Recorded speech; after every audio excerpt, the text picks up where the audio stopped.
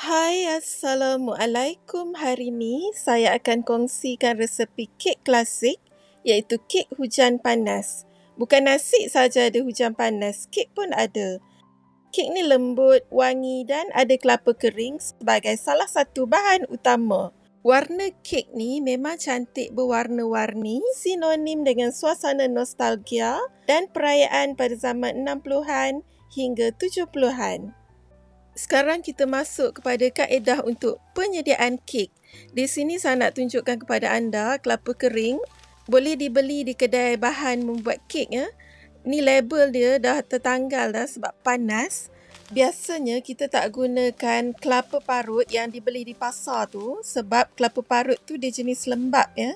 Mesti gunakan kelapa kering untuk mendapatkan hasil yang baik. Saya akan gunakan sebanyak 9 sudu besar kelapa kering.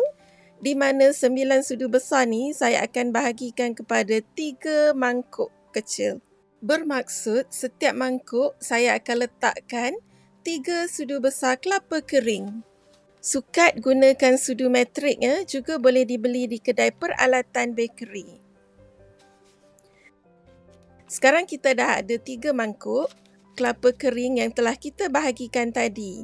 Untuk mangkuk yang pertama, saya akan masukkan beberapa titis pewarna hijau dan gaulkan hingga sebati. Jangan masukkan pewarna banyak sangat takut nanti kelapa tu jadi pahit. Untuk bahagian yang kedua pula, saya akan masukkan beberapa titis pewarna merah. Juga digaulkan hingga sebati. Saya gunakan sarung tangan supaya warna tu tak melekat pada tangan. Dan untuk bahagian terakhir pula, saya akan masukkan warna kuning. Dan beginilah hasilnya. Sekarang kita dah ada 3 mangkuk kelapa kering yang berlainan warna. Ketepikan dulu sekejap. Untuk menyukat bahan, kalau anda tak ada penimbang, boleh juga anda gunakan cawan metrik. Lihat sukatan yang tulis cup ni jangan lihat sukatan yang ml tu. Takut anda tak dapat sukatan yang tepat. Saya akan gunakan 250 gram tepung naik sendiri iaitu bersamaan dengan 2 cawan ataupun 2 kap.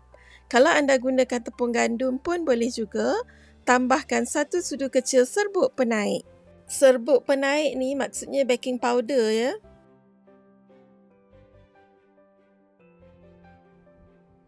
Tepung naik sendiri tadi kita tak perlu tambah serbuk penaik lagi sebab dia memang dah ada serbuk penaik di dalamnya. Ayakkan tepung.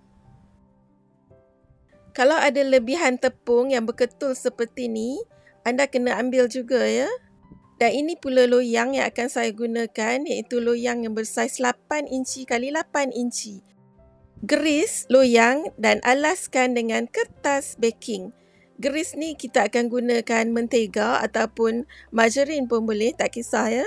Dan pastikan setiap bahagian di dalam loyang telah pun digeriskan dengan sempurna. Ini bertujuan supaya kek tidak melekat pada loyang setelah kek masak nanti. Di atas kertas baking ni pun saya akan geriskan dengan lebihan margarin pada berus.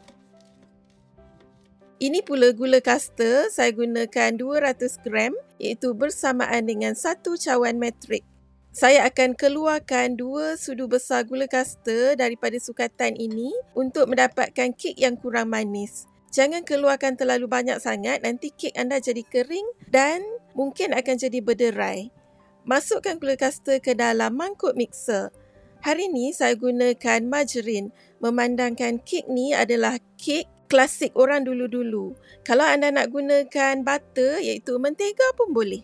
Margarin ni asalnya berada pada suhu bilik dan disebabkan cuaca yang panas dia jadi lembut sedikit dan ada keluar sedikit minyak. Jadi tadi saya masukkan sekejap di dalam peti sejuk lebih kurang 1 jam. Pada bahagian chiller bukan tempat beku. Ini penting untuk menghasilkan kek yang tidak terlalu berminyak. Masukkan sekali ke dalam mangkuk mixer. Kita akan pukul margarin bersama dengan gula kasta sehingga ringan dan gebu. Pada awalnya, margarin yang saya gunakan ni dia kelihatan bertukar warna daripada warna terang menjadi semakin pucat.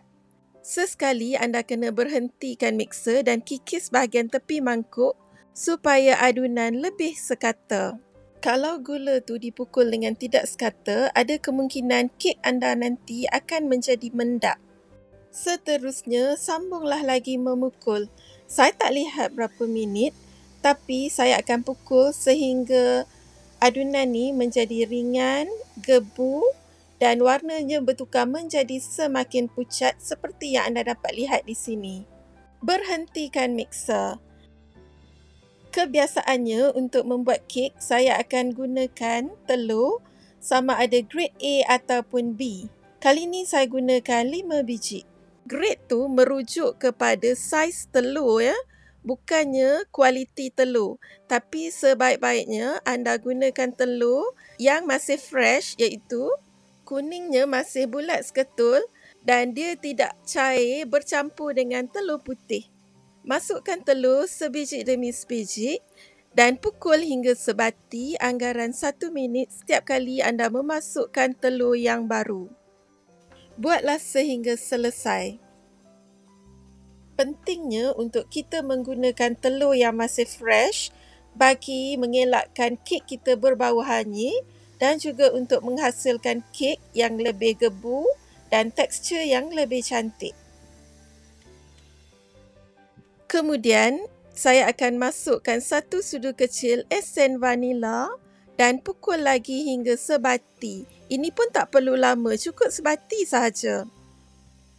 Seterusnya, saya akan perlahankan kelajuan mixer dan akan memasukkan bahan ayak tadi iaitu tepung secara sedikit demi sedikit. Maksudnya saya akan masukkan secara berperingkat sebanyak 3 peringkat. Saya tak masukkan sekaligus ya. Dan saya masukkan tepung ni berselang-seli dengan susu sejat, iaitu susu cair. Tak kisah anda nak gunakan jenama susu cair apa pun, kita hanya akan gunakan 3 sudu besar sahaja yang diselang-selikan dengan bahan kering tadi. Buatlah sehingga habis. Untuk step ni pun kita tak perlu pukul lama bagi mengelakkan kek kita memerangkap udara yang akan menyebabkan tekstur kek pada bahagian dalamnya jadi berongga. Bila nampak sebati, berhentikan mixer.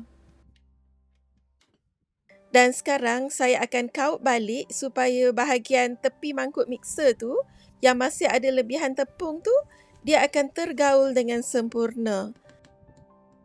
Kita akan masukkan pula kelapa kering yang telah diwarnakan tadi.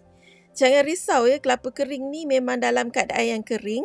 Jadi warnanya tu tak akan turun kepada kek. Sebab itulah pentingnya kita gunakan kelapa kering yang telah pun siap dijual di kedai bakery. Jangan gunakan kelapa parut yang kita beli di pasar tu. Sebab takut nanti warnanya akan turun kepada kek. Kacau sebati dan tak perlu lama. Seterusnya, masukkan adunan ke dalam loyang yang telah kita geriskan awal-awal tadi.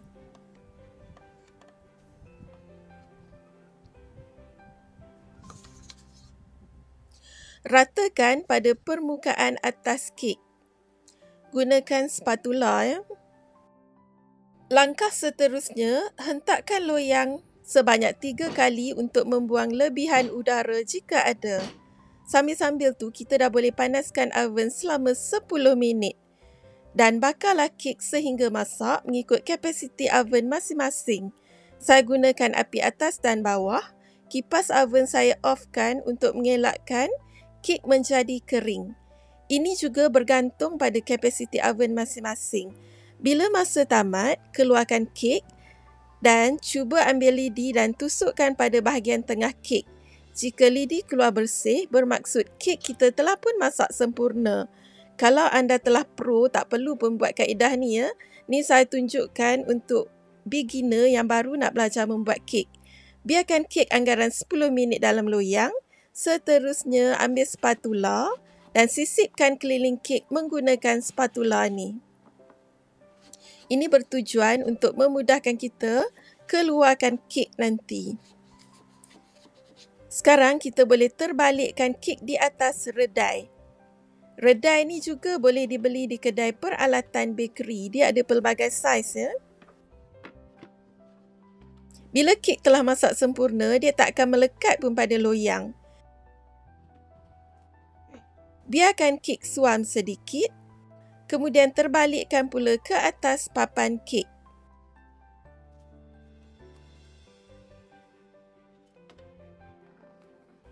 Untuk mendapat hasil kek yang dipotong dengan sempurna dan rapi dan lebih kemas, kita boleh balut kek dengan plastik cling wrap dan simpan sekejap dalam peti sejuk lebih kurang 2 hingga 3 jam.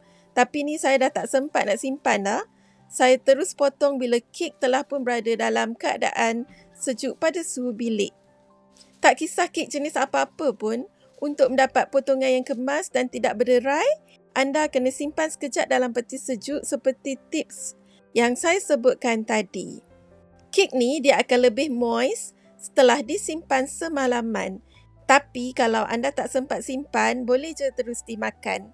Kek ni sangat sedap dan mudah pula untuk membuatnya. Saya harap anda sudi mencuba resipi kali ini. Selamat mencuba semua. Siap.